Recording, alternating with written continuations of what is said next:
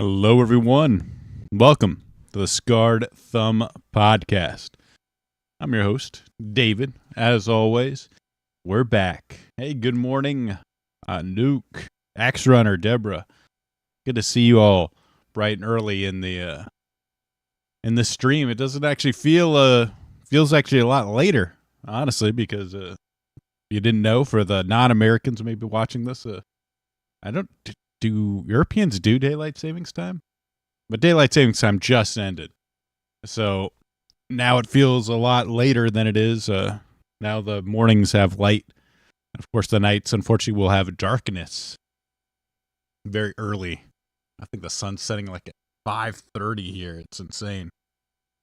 But that's what's going on in America. But, man, we got a lot of fun news today. First and foremost, Halo campaign evolved. What kind of name is that?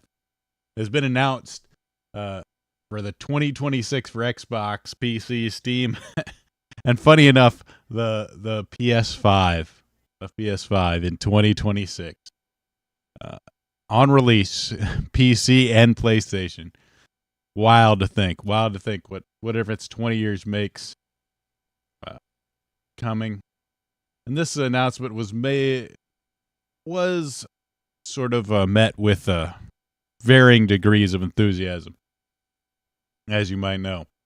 So it's got 3 prequel missions: join Master Chief and Sergeant Johnson in a brand new arc set before the events of Combat Evolved, featuring new environments, gameplay, characters, and enemies. Wow.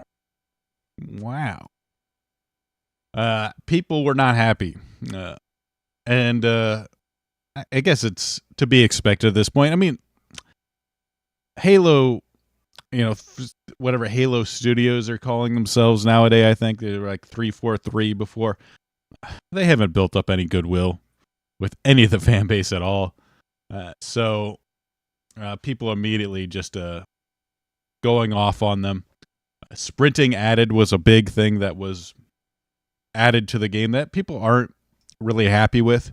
And I haven't played Halo enough to have much of an opinion on it, but I could see the concern, as it just kind of it totally changes. When you change, add a movement tech in like that, it does change how the game plays completely.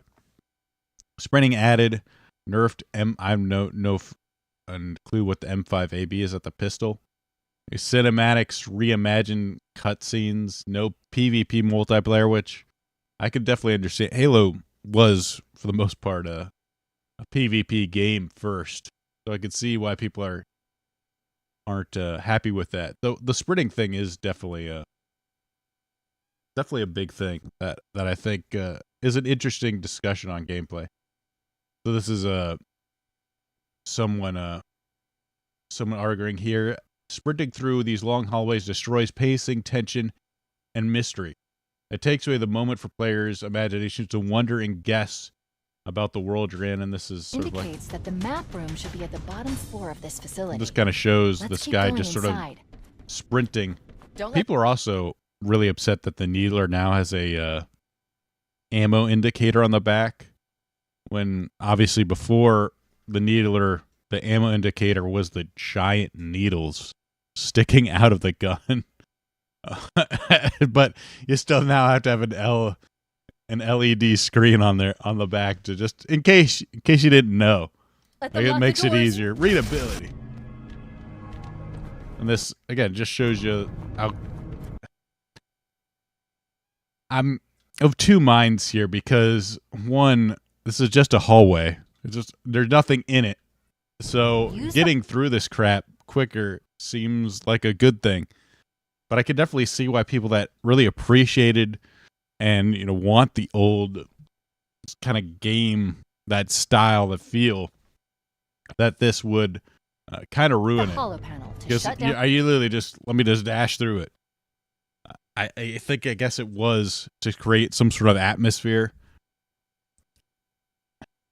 It's hard because like I said, I think dashing like this hallway section, like what is the point? Other than to waste a player's time. There's a way to look at it like that. Or I could also see the other way of looking at it where, like, all right, it's supposed to feel like it's supposed to be ominous. You can kind of hear. Let me zoom in on this. You can hear the sort of ominous tones, of the background. It's meant to kind of be a scene, it's like building up to something, it's kind of like the music's low, kind of dark. It's a little mysterious, almost seems kind of abandoned. You're trying to build up tension, and then you're just like It's the halt to shut down the security. dashing as quickly as you can through this place. I could see how it could ruin the feel of it. And this person saying Halo fans arguing that making integral moments that are supposed to be creepy and suspenseful something you could just sprint through much quicker doesn't totally destroy the pacing. Yeah, games are never getting considered art. And then this is a good point. I think it's a good point. It's just it really depends on how you feel. I guess I kind of agree with it on the purpose that this is what Halo is. I don't agree with it in the sense that I think this is good design. I would much rather have more action than suspense and exploration in a first-person shooter. But for Halo, in terms of like preserving the sort of artistic integrity, I guess of what the creators intended, whether I like it or not, it seems like dashing would ruin that tension. If that's that's the point, is to create this sort of tense moment, just dashing through it. Probably not the way to do it. Of course, everyone's wants to reply with, "Oh, you control the buttons you press," type of argument, which is just dumb. It's like, oh, hey, we shouldn't design anything. We just give you this world, this sort of a sandbox world, and then you design your own game, guys. It's like a checkout at the supermarket. You just check yourself out. You just design your own game. Oops, I'm kind of hitting my desk here. Just you decide if you want to be suspenseful or decide if you want to dash through it. You could both. I mean, like who wouldn't want both? You could just decide your own thing. We as game designers, we don't have any sort of vision where it's all about it is really just product now. This is just a product, and you can decide the way you want to engage with it. Just give us money. That's all we care about. It's just that kind of attitude that's just destroying the industry right now. And I really like this side-by-side visuals too. This is Geoff, who maybe he's trying to say that this one from the old Combat Evolved versus the new one, like which is better. And there is a really cool, I think, discussion happening right now. And good morning, Chud Sensei, about the readability of these environments, this Unreal 5. Because I mean, you look at like the grunts. Like it's so hard to see this grunt against the sort of rock, here. And then when you look at this old one, where the texture's not great. They're very plain textures, but you can see the grunt very clearly. You can see the elites. You can see all the enemies very quickly on the screen. So these like low poly, low texture graphics, in terms of gameplay, the readability is excellent. And then you look at the new one, and it's even like, look at the lasers too, like how bright the lasers are. And I guess maybe the needler is slightly maybe harder to see in this, but you look at the readability. I mean, you can barely see that elite by the rock. I mean, I have my pointer hidden, but I don't know if I should. There's a way to unhide my pointer. But I'll have to figure that out later. But it really is kind of difficult to see everything at an immediate glance. Well, it is. So it really is it really is hard to it really is, a trade-off between this sort of high fidelity graphics, and I feel like there has to be a way to have both.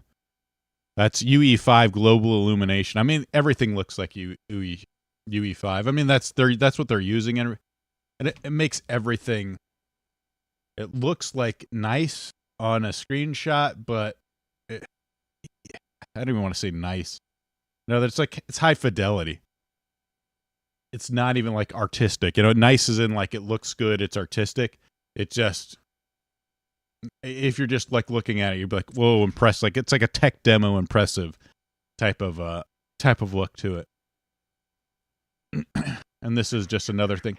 I really notice how prominent the Halo ring is here. And then when you look into the new one, like it's so faded out. I really dislike how they did this. We have to get to the center before the Covenant. And failure, people, is not an option.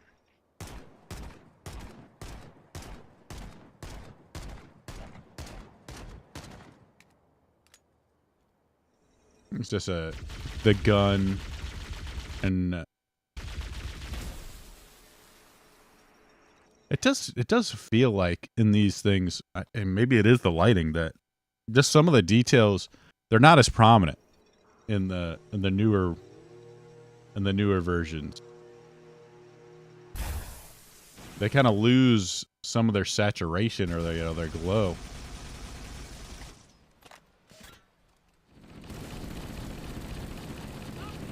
Yeah, look at got all the realistic water. And this shot, I mean, you could kind of see it. Like, I like the fact that the halo is so visible. It looks very eerie. And in this one, they got like clouds everywhere. It's sort of faded into the background. I'm not sure about that. I don't know if I like that decision there. I feel like the halo being really prominent in the sky just really gave it a cooler feel. It's like, whoa, like you're definitely not in a world, in a real world, or you're clearly in this artificial, very alien type of world with the halo ring. I don't know. I don't want to like crap. I guess maybe I do want to crap on it. They've ruined the soul of Halo. And this is Dhaka, original design, ancient beach that has been touched in a million years, wispy thin atmosphere, muddy water. So I mean, I like some of the details on the UE5, like just the details on the rocks and stuff. The water looks really neat. But I really like, you can't even see the halo in this. That the ring, you can it's barely even visible. And in this, it's clearly visible. I think that's kind of cool. And then this guy making that simple graphics mean better readability. I think it's definitely true as he does that side-by-side kind of comparison here. You can definitely see like the important elements, like with this and the lighting, the sort of high polygon textures and the lighting, the elements that you need to pay attention to just don't stand out as much. This is the old graphics, the new graphics, med kits, just stand out like a sore thumb. This is going kind of quick, but I don't even. No, it's the bridge.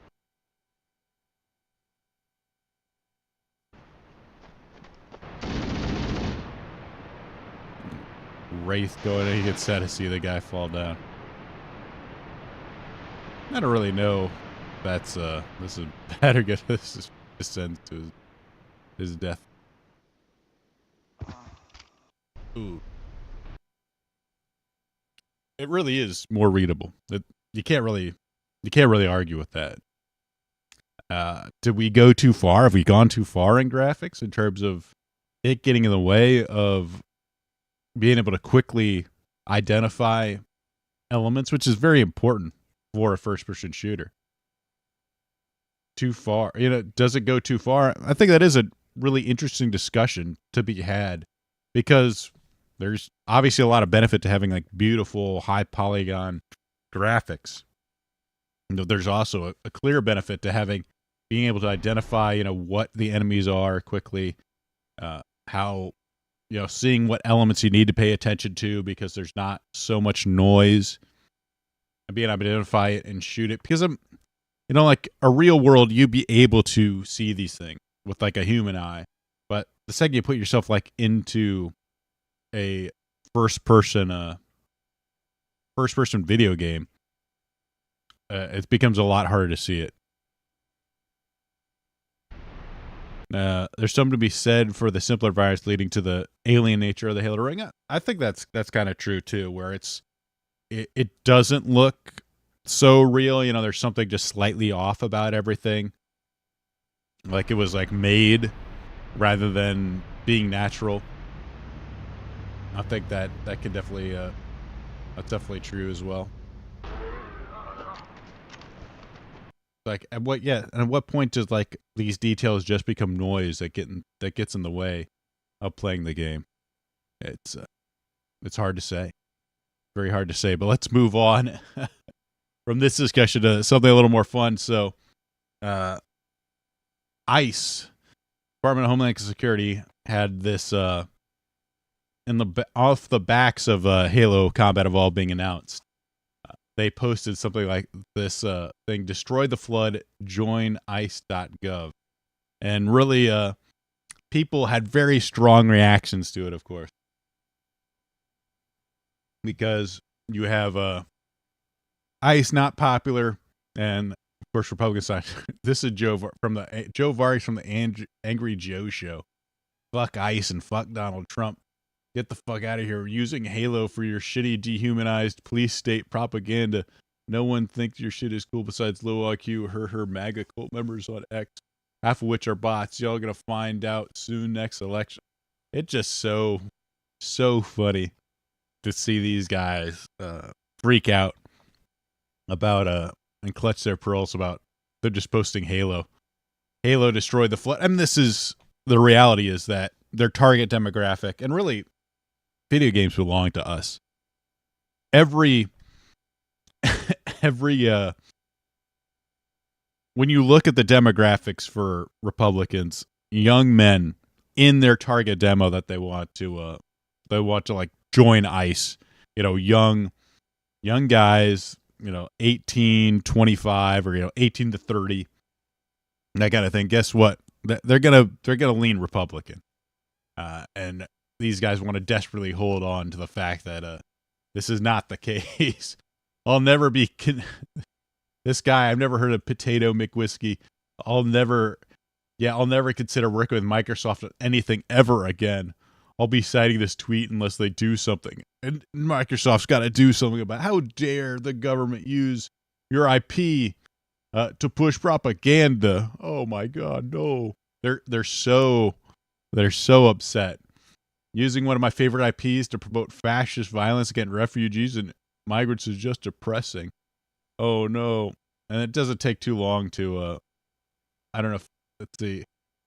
And this IGN, key members of the original Halo dev team have slammed the Department of Homeland Security's use of Xbox's FPS remote ICE, with one saying using Halo imagery to call to destroy people because of their immigration status goes way too far and ought to offend every Halo fan, regardless of political orientation. Oh no. And then, obviously, people posting the fact that it's a George, whatever, G Prime here, George Alanopoulos. This was in-game. This was an in-game skin for Pride Month that they posted.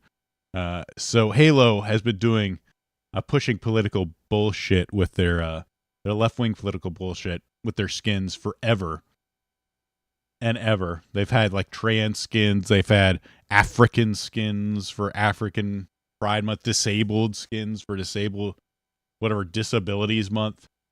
They've been doing this shit forever, and they think that they own it. And the second someone happens, somebody uses some other something for something else, the imagery for something right wing, they cry because this is like their religion to them. And every time, like, I think what was it last time that they did? They used some other imagery. Oh, I think it was Pokemon.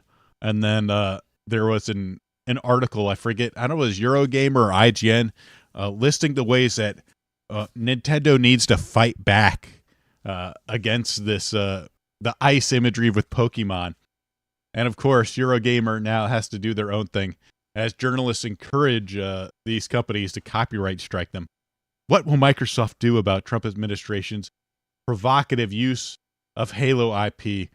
Provocative, by the way, using it to promote gayness, LGBTQ stuff.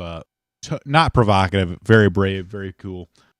Using it to promote ICE, defending your own country. That's provocative. But, mutilating children, totally cool. What I wouldn't do is anything public, says former Microsoft attorney. So they have to do this. I'm not going to read this article. It's the usual, like, we're talking to former attorney and saying the White House using AI generated imagery, which is hilarious. Hilarious. Well, I'll get to that in a bit. But like, we got to talk to a former attorney to say, like, oh no, what can we do about it? How can Microsoft sue them? Should they sue Donald Trump for using this imagery here? Where was it? Destroy the flood? It's such a big deal. They got to do something. And then it's usually someone saying, like, they're the United States government. I don't think I would want to. Copyright isn't trademark. There's legal obligations to stop people from infringing, explained. You can let someone infringe a copyright without issue, except the future judge might not give a huge damages. So, but letting Customs and Border Patrol, which is part of the Department of Homeland Security, do this has no legal impact in the future. So it's like, if you let just random people do it, it could hurt you in the future. If the United States government decides to do it, you could probably say, like, they're the government. We didn't want any pushback. I mean, there's really no one bigger than them in terms of like legality. So it's not really going to do anything, is what this entire article comes to it. It's just wishful thinking by a journalist that Microsoft would take up the fight against the evil fascists. GameStop decided to put out an article here declaring that the console war is over. Now, I've said this before that the console war is over, but GameStop decided to sort of make a meme by declaring it over.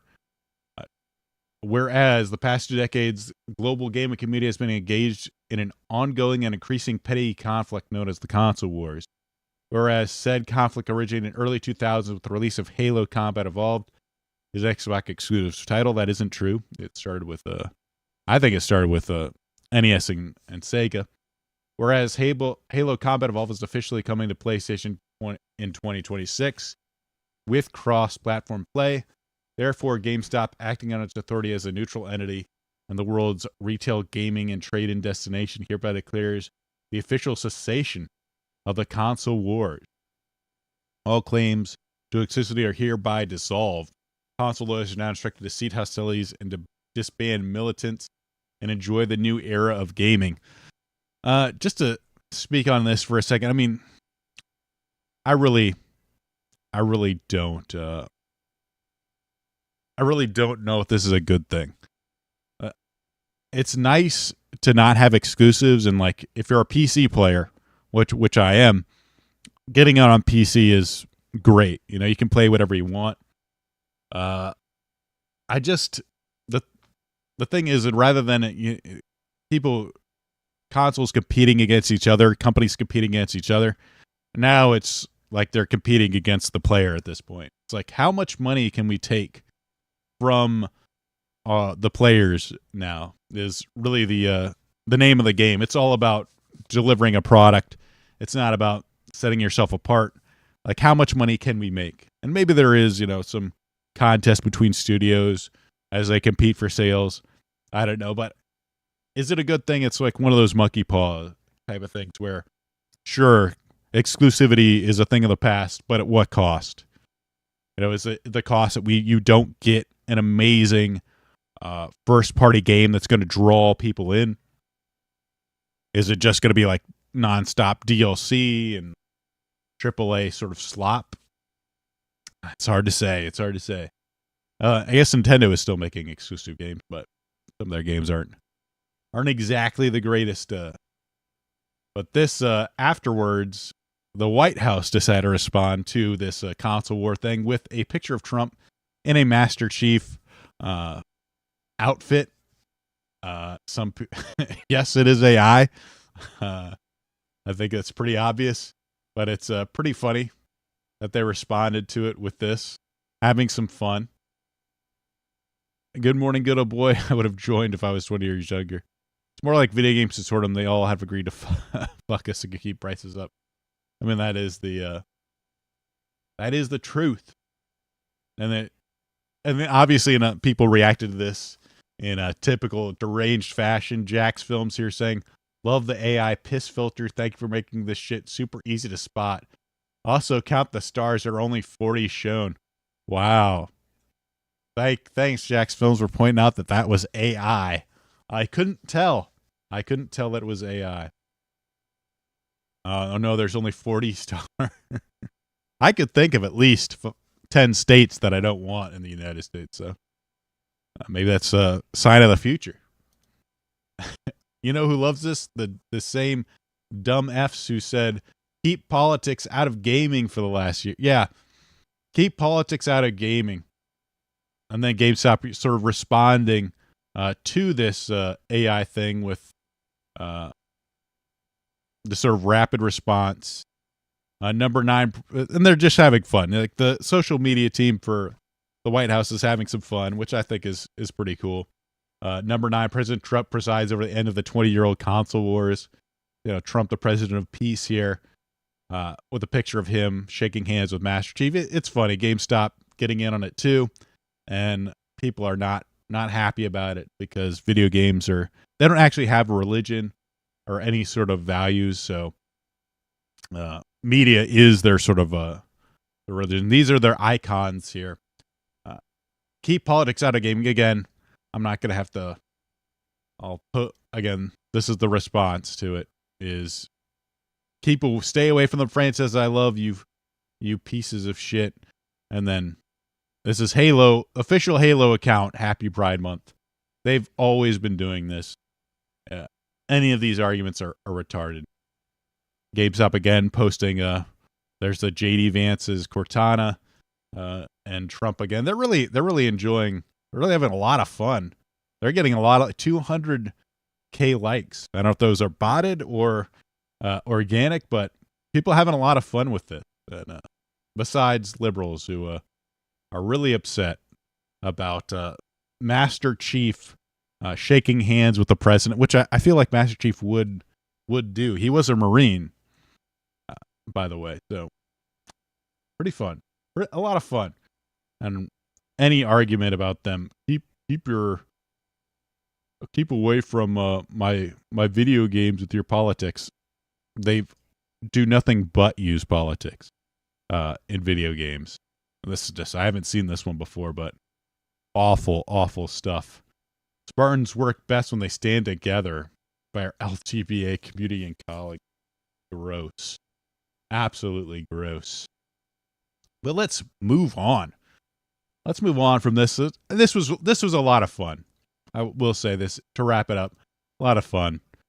Enjoying it. Love seeing the liberal seethe as just AI meme pictures. The best use for AI. We definitely need to stop the flood coming from the south. In order to save America.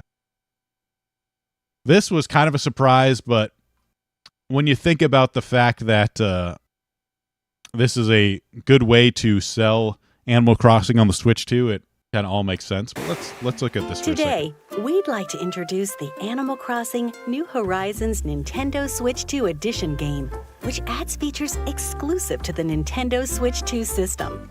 We'll also cover a free update that all Animal Crossing New Horizons players can enjoy. First, let's take a if you look make at the game, Animal make me Crossing pay the New game Horizons Nintendo Switch 2 Edition. Like if I have to pay for the game again, I'm going to be super pissed. The graphics are improved with enhanced resolution. I love Here's a side-by-side comparison. The Looking music in this sharp, game. huh? Wow. Can you zoom in? The Joy-Con mouse controls. Switch 2 not players sure how will this. be able I've to never make used the use mouse of Joy-Con on the thing. 2 mouse controls. On the no game yet. You can use them kinda to neat. redecorate. Oh, drag a whole thing. We That's hope pretty this feels cool. like a more intuitive way to move your furniture and make adjustments. You can also use mouse controls when creating custom designs See, now that's neat. or writing messages on the bulletin Oh, board. you can use it to draw. Nice. I'm not that good at drawing with a mouse. Megaphone. There's I a can new yell item available in Nook's slurs. Cranny, the megaphone. Get Use out it of to my call out town. to your island residents with a microphone built into Switch 2. I hate you, Portia. Lolly! Look at What? that. You She can- responded. It's a useful You can item call when you their want to actual find name? your island residents, even if they're No around way. the corner. That's kind of neat. Until now, up to 8 players could meet when connecting Hmm. online. Never But done this at all. If everyone has the Nintendo Switch 2 edition, up to 12 players Wow, can meet 12 up. people. That's crazy. I feel like With this would Game lag. Chat on Nintendo Switch 2, you can chat with your pals while playing. This would 100% be us trolling each other and threatening to chop stuff down. Oh my god. By Well, connecting a compatible USB camera, your faces can appear in the game like this. That way you can see your friends' reactions while exploring your island together. lighting would not be anywhere near Animal as good. Crossing New Horizons Nintendo Switch 2 Edition launches January 15th. Oh, I have to wait an entire... Nintendo Switch several 2 months. players who already have Animal Crossing New Horizons on Nintendo Switch can upgrade to the Nintendo Switch 2 Edition by purchasing the upgrade pack. How much does that cost, huh?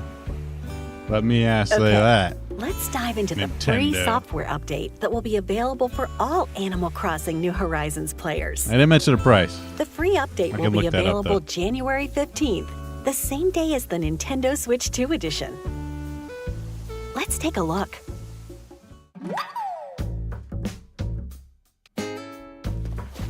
There's a new facility opening on the pier. It's a Oh, it'll be resort hotel $5. right on the Okay. water. That's not too bad. And it's run by Catton's family. Captain. Their goal is to work together to bring in guests from off the island. You'll help out by decorating guest rooms. So I have to work? Decorate the rooms based on various themes to ensure guests enjoy their stay. Isn't this like Happy Home Academy? For example, the theme in this one is Seaside Room. Furniture items that match the theme are provided. You can also use other furniture you previously obtained, so feel free to decorate however you like. There This we is go. such a girl's That game. looks nice. It really is. What's this? We already have a guest. He seems happy with the room. Great work. After decorating a room, I mean, I you'll enjoy earn playing Animal hotel Crossing too, tickets. but it feels like the stuff that they put into it Exchange They're these in definitely, the like, souvenir tailor-made shop run by for stuff Grams. that girls would like. Here, you can find all sorts of hotel-themed items and other rarities exclusive to her shop. By dressing up these mannequins, guests can borrow hotel outfits that are sure to brighten up their day. Oh, I can like, Recommend outfits that match your island's vibe or the season, so guests can make the most of their stay. dress up your guest. Tourist. You can That's even the wear worst. the outfits, and so can anyone else who might be visiting your island. Have fun bringing your fashionable outfit ideas to life. And I'll dress At up the in our hotel, you can SS scan uniform. compatible amiibo accessories to invite guests. One with a bar. Thank you for your hard work, as always. We hope you can unwind today labels and here. enjoy your stay. To increase your island brand recognition, Tom Nook wants to promote Tom it Nook's with here. crafted DIY island goods. Goods Nintendo. Check this box to see which items to craft. Dang, you Nook. Once you've gathered the necessary materials, Never trust a it's Nook. time to get crafting. Yeah, oh yeah. Deliver the goods in exchange for hotel tickets. Hotel tickets. Like everything's got to have their own Captain will currency. take care of the delivery. Of course, helping to spread people that have the been playing word for a long about time your probably have like a island. gazillion bells and collected everything at this point. Take your home storage to the max. Can Until expand my now, storage. you could store up to 5,000 items. 5,000? But with this update, you Holy can upgrade it smokes. 2 more times and store a total of 9,000 items. 9,000 and items. now you can Oh. even store trees, shrubs, Oh, that's and actually really flowers. nice. Well, who do we have here? Is that Rossetti? He's just bigger than I remember him. Rossetti started a new cleanup service. There are 3 areas that can be tidied. Oh, Let's it just have him does the tackle work just for the it? front yard of this house. You can also have him clean up any flowers or custom designs. Any items he collects can be safely stored away, Mold just farm. in case you need them later. Oh, it's Nice just and tidy. Thanks, cleans Rossetti. it for you. Okay. Save you some work, I guess. It's been a long day, so let's enjoy a nice I'm surprised deep I've actually sleep. managed to get 12 minutes worth of stuff out of it. There's another Dream Island. I don't think I used that feature in this either. When you enter a deep slumber, Luna will welcome you and whisk It's some you sort of, like, away to a new connectivity sort of dream thing. world.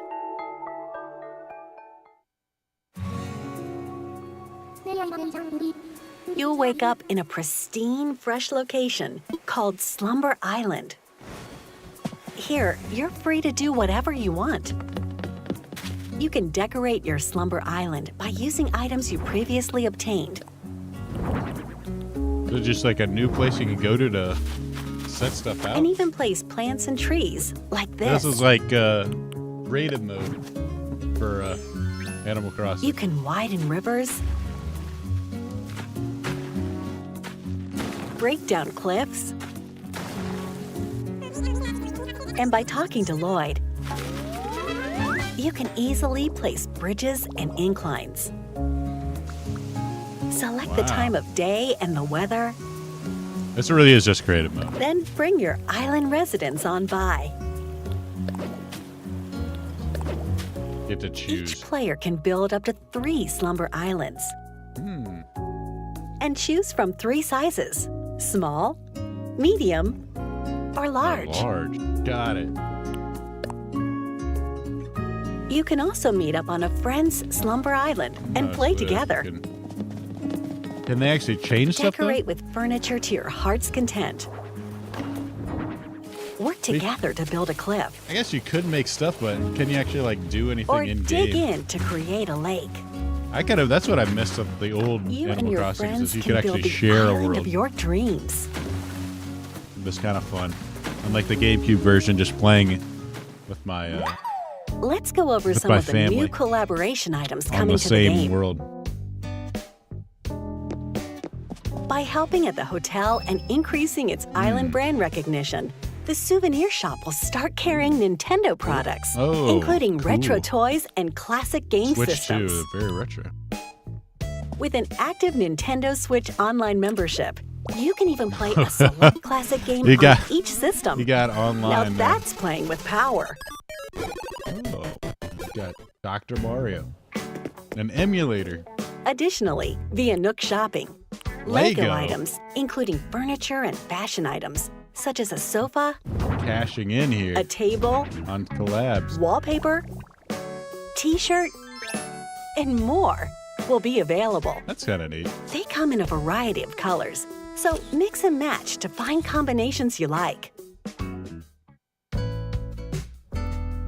Zelda?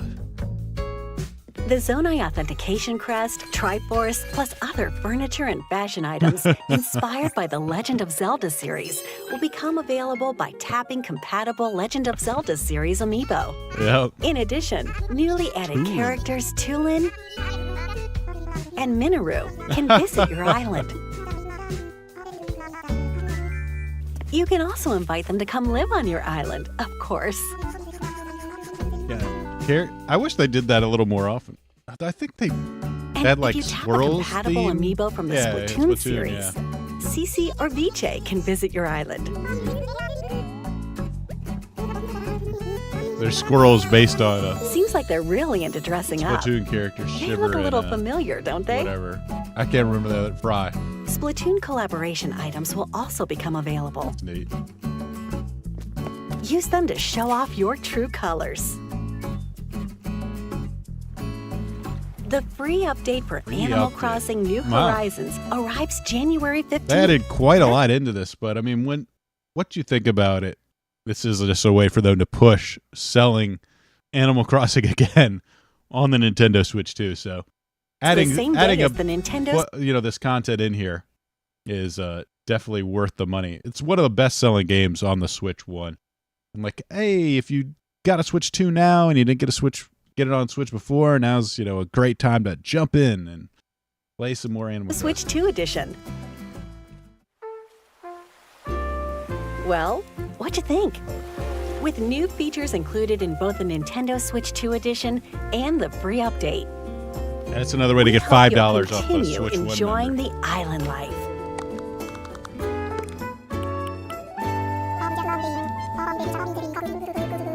We can't wait for you to see everything new on the island, January 15th. I did really like Animal Crossing New Horizons. If you like, it's sort of like a chill game that's kind of fun to play and you haven't played it before, it's worth a pickup. I just don't know if you can get it cheaper. Like you can buy the Switch 1 edition for cheap, secondhand, and then upgrade to the Nintendo Switch 2. I don't know if that can work. But it is a good game. A lot of fun. For what it is. It's not like some exciting, like super intense gameplay. It's just more like really kind of fun, addictive, build your own thing and collect stuff. The music's super chill. They nailed the vibe of the game. Like if you like vibe-based games, they've nailed the vibe with Animal Crossing. Just really relaxing and just kind of a fun, kind of relax, unwind type of game. It's one of the best when it comes to that. Nintendo. And this sort of announcing the new stuff. And we kind of went over all of it. Enhancements and features. It looks like pretty cool stuff added to it. It's probably not, if you already played the game, I don't know if it's enough to kind of get you back unless you're kind of in the mood for that kind of thing, which occasionally I will get in the mood for, I just want to like a laid back kind of relax and just sort of pick stuff up and grab things and collect things. It is one of the best when it comes to that type of game. And there's good news. Good news for Palworld, it seems. Could Palworld triumph over Pokemon lawsuit? Japan's rejection of Nintendo patent might make things more interesting. So, obviously, if you haven't heard, Nintendo suing Palworld looks a lot like, people were calling it Pokemon Guns for a long time, but Nintendo went after it over some patents, which are really like messed up. Where it's like, oh, if you use a ball to catch something, that they're patenting gameplay mechanics like that. Or if you ride one of the things that you catch, then that's our thing. Or having something follow you, something you caught follow you. So you can't do any of that. Is what they're trying to do, is make sure like no games can do that. And patenting gameplay mechanics just seems evil on the face of it. It's just anti-art. So much of video games and its improvement are, iterating off other people's ideas. Like, hey, this was cool. I'm going to do this in a different way that's maybe even better. And that's how, things improve and they create the art and the gameplay become elevated. But when you have a company like Nintendo, and Pokemon, which is the biggest franchise in the world, trying to patent gameplay mechanics, it definitely puts a damper on the sort of collective improvement of video games. So they launched this lawsuit against Palworld following last year's game's wild successful launch. In response, Pocket Pair vowed to fight legal action. Throughout this, it made unclear exactly what patent Nintendo was accusing Palworld of infringing, although evidence unearthed by legal observers suggested it might hinge on Pokemon's ball throwing and creature catching mechanics. Notably, that one of the patents Nintendo appeared to be pinning its legal soap was filed until after Palworld's release, evidently appended to a pre-existing parent patent filed in December 2021. As one IP expert observed, it was exceedingly plausible Nintendo's crafted a patent application to specifically target Palworld. So, as reported by Games Fray, Japan's patent office has now rejected an application, specifically application 2024, bunch of numbers, filed by Nintendo in March last year, which attempts to patent certain capture and item throwing mechanics. According to the machine-translated rejection notice, the patent will not be granted in its current form, as the claim inventions could have easily been made by persons who have common knowledge in the technical field to which the claim invention pertains. Given evidence the inventions already existed in Japan or in other foreign countries prior to filing of the patent's application. The rejection notice highlights documentation provided by an unnamed third party pointing to similar instances of mechanics existing in prior to the filing in games such as Monster Hunter 4, Ark Survival Evolved, Pocket Pair's own Craftopia, even Pokemon Go. However, as Game Fray notes, the rejection isn't final. Nintendo may still choose to amend its application in order to sway the patent examiner. It also stresses a final rejection of the application would have no direct impact on the Palworld lawsuits, given patent office decisions are not binding. It doesn't necessarily leave Nintendo in the clear, however. Game Fray says Japanese judges tend to have respect for the determinations made by patent examiners.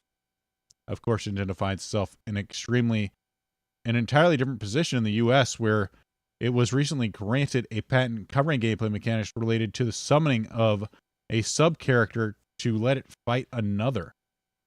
Eurogamer spoke to legal experts at the time to find out how enforceable that actual patent is. It's kind of a shame the U.S. is... so much of this stuff is feels like it's just boomer judges that have no idea. They haven't played a video game in their life making decisions like this, but hopefully this is good news for Palworld. I really hope Nintendo loses this lawsuit because it's just dumb. I really hate the idea of patenting gameplay mechanics. I think it's, again, like I said, stupid and very sort of anti-video games as a field. Let's move on. Another Nintendo game, and this is a trailer for Metroid Prime. I feel like I haven't heard anything about Metroid Prime 4, and I didn't even know what the release date was for it. But this is an old trailer from September 12th.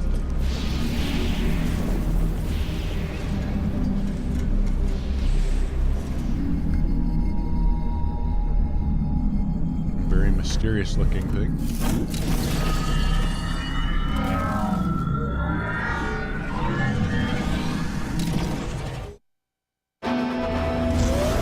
It appears Samus is riding a motorcycle.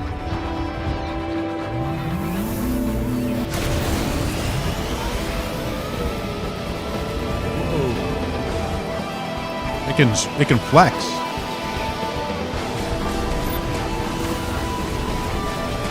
Yeah, mounted combat here. Whoa, is that an Akira slide? Crazy.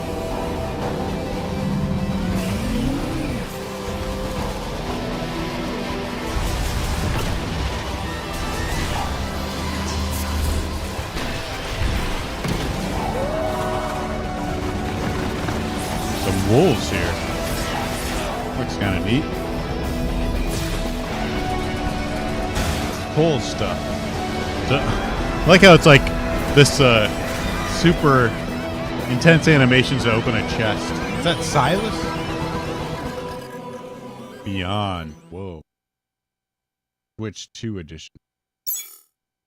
And this is the release date. It's actually coming out December 4th, 2025. I'm definitely going to be playing that. And you can buy stuff for it. You can buy amiibos. And they have additional I don't know what functionality. This sort of amiibo functionality thing, like, it might work in a game like Animal Crossing, but like, what is it gonna do for, like, unless you might unlock like a skin or something? What does it do for Metroid? It just feels stupid. But this people would come under fire. But this, and I think this is kind of an interesting point. This is a message to the marketing persons of Metroid Prime 4. This is your last chance. You've been responsible for the 3 crappy trailers thus far, and you need to take a long, hard look at why they're being heavily criticized. People's livelihoods and work are directly tied. I always like, funny. People's livelihoods are at stake, guys. And work is directly tied to what you're doing. Don't forget that. If you need help, look at Dread's release or Zelda's Tears of the Kingdom final trailer for guidance. Don't screw this up. Now, people are mad at the trailer for this, and I think he also made another tweet, but like, I don't know why. I guess I could kind of see why he thinks it. He also criticized it being kind of like tonally a mess. And I can kind of see it where it's like, I don't quite understand how motorcycles fit into the, let me turn this down so I can think, the world of Metroid, you know? Mounted, I don't know if there's ever been mounted combat and sort of going across, navigating large open spaces is kind of a new thing for Metroid. You know, when you think about Metroid, you think about kind of exploring these sort of like catacombs or, you know, derelict space stations, very more claustrophobic, and you're sort of like locked in with, you know, these giant or these enemies, these aliens, really fearsome aliens. So it kind of has like almost a little bit of a horror feel with a bit of exploration. I will say, when you have like a game that's 3D rather than 2D, you do have a chance to have these like big open spaces, these like wide shots where you can have a real sense of scale, because you can kind of see the horizon like this. This does feel a little weird for Metroid though, where like you go around and just explore a world like this. I do like the idea of shooting a missile at flying objects, so that's kind of neat. The boost and the slide to destroy things is kind of dumb looking. You get to ramp stuff. That's kind of cool. Again, it's like, it doesn't feel very Metroid-y, which you know, I usually kind of play Metroid for this kind of thing, where it's like, oh, there's a cave and I got to go in, and you got that kind of like tech and the sort of natural environment, and you're shooting aliens. It just looks like Metroid right here. Kind of neat. This wolf part looks kind of cool, where you're like in a blizzard and wolves are kind of attacking you. Kind of cool. I love how it's like animation, like, and it's like you're just opening a. I always like when we have to do all this extra work just to open a chest to get a thing.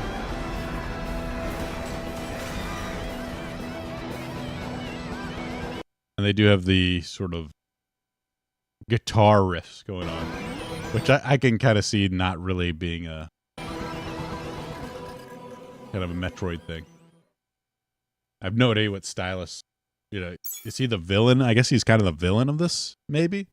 Maybe there's a twist villain. Who knows? I just haven't seen, I don't know about you guys, but I've not seen anything Metroid related to like any sort of hype for this at all, even though it's coming out in less than a month. So I guess, you had Pokemon, which is a really big one. There's so many releases happening right now. I guess once Pokemon hype dies, maybe it'll be more Metroid hype. It really is never like a huge franchise where, Pokemon sold like 5 million in a weekend. This would be lucky to sell 5 million in a lifetime. It's just not as popular. I've always liked the franchise. I think it's always a cool IP. It's just never been that popular. I'm not sure why. I always thought it was really cool. I enjoyed playing it. But this guy, I think he may have a point that the marketing, like, this just does not feel something that I play Metroid for. I mean, maybe it's like a cool, side thing. Hopefully it's not like a huge mechanic. Like, is this how you travel in between places with Metroid Prime? In Metroid Prime, I don't know. Maybe it could be fun. We'll see. I'm willing to give it a try, though, because the Metroid Prime games have always been fun up to this point. So I'll give them a pass on this kind of weirdness. It might very well be cool. I'll give it a shot. That's what making good games, it gives you that opportunity to go out there. That's what trust is about. They built up enough trust with me. I'm not going to cover this too much, but this is funny. Just 3 days ago, GDQ's upcoming event, Games Done Queer. I mean, I always felt like Games Done Quick was a cool idea that immediately just like became Games Done Queer. It feels like almost instantly, but maybe it happened over a certain time as it's always been like sort of like some charity, Doctors Without Borders or some stuff like this. This is by Harvey Randall. Things are rough out there right now. If you're any sort of queer, yeah, I'm sure it is. Particularly in the U.S. Oh no, the Trump administration has made sweeping executive orders to harm LGBTQ health. Oh no, you can't mutilate children. Attacking gender-affirming care for trans people, which is mutilating kids. And steamrolling anything it can in the name of boneheaded anti-D. Oh no, you can't discriminate against straight white guys. Oh no, it's a nightmare. Which is why Games Done Quick, a fundraising event that routinely heaps cash for a charity, Viva Wonderful Alchemy of Speedrunning, is turning its focus there with Games Done Queer. Wow, what a great name. Amazingly still rated as GDQ. I mean, again, people immediately made jokes that Games Done Queer is what it's always been because they've always liked to put out some disgusting trans person as a speedrunner or like some sort of commentator. It's like, has like so many of these events do. It's like, let's get the ugliest people to represent our game. But, gayer, I had the pleasure of speaking to Ray Brewski about the event, in which will be taking place in October 31st to November 2nd. Games Done Queer. I guess it's over at this point. Is an event we've been trying to put together for a while, but only came to fruition this year. We're going to raise money for Lambda Legal, an excellent charity based in the U.S., defending rights, basically helping mutilate children, plus anyone with HIV or fighting HIV. So, gay dudes that have way too much sex, have disgusting sex with each other, which is like orgies and stuff. Oh wow, how do we get so many STDs? I wonder why. Yeah, let's give them some money. Lambda League was founded in the 70s, defending gay rights. It's kind of funny, but sad in a way. It's sad that this has become the like number one, like GDQ is like the big speedrunner event. I really again hope people start making their own things where they totally cut this cancerous shit out and make an alternate an alternate event for people that speedrunning that aren't, queers, or at least, just want normal shit in their video game stuff. And lastly, this was kind of sad. This is a sort of list by Culture Crave that came out. Games releasing in 2026, and I'm like, is there a single game on this list that I'm excited for? Fable, no. Grand Theft Auto 6, like that's gonna be the big one. But I've never been into GTA all that much. Invincible Versus looks like crap. 007 game, no. Halloween, Resident Evil, never been a big Resident Evil guy. Zero Company, more Marvel crap. Campaign Evolved, again, look, we covered that. Looks like crap. Just play the original game on PC. Lego Batman, Neo. Never really gotten to Neo. I've heard some good things about it. Mario Tennis is fun. I just don't know if I want to play like a third Mario Tennis game. High on Life is some woke crap. Don't worry about it. Or was that the game with that Rick and Morty? I have no idea. Backyard Sports. Beast of Reincarnation, the Game Freak one? I'm not sure. That one might be interesting. Let's see. Beast of Reincarnation. Yeah, it was a Game Freak one. That might be interesting. Only because it's like a game from Game Freak that isn't Pokemon. But I don't know. It overall, it didn't look super appealing to me. It's again like another like No or Onimusha, which is on this somewhere. That kind of 3D, let's Dark Souls-ish, let's fight a guy type of thing. And half of these I had no idea what they are. Dawnwalker, E-Day, Scott Pilgrim. Pokemon Gen 10 I'll probably play, but I'm not super excited for it. Onimusha could be cool. Code Vein 2, not really interested. Mouse PI for Hire the graphics look really cool, so it might be fun to play. But I'm not like, yes, I'm first person shooter. Like none of these I'm like super excited for. I'd say like it's a definite buy. There's not a single I'm going to buy it game on this list. Gears of War, yeah, I have no idea. I haven't played Gears of War. I think I played it a little bit on the original Xbox and found it kind of cool, like as a cover shooter, but that was it. Yoshi and the Mysterious Book.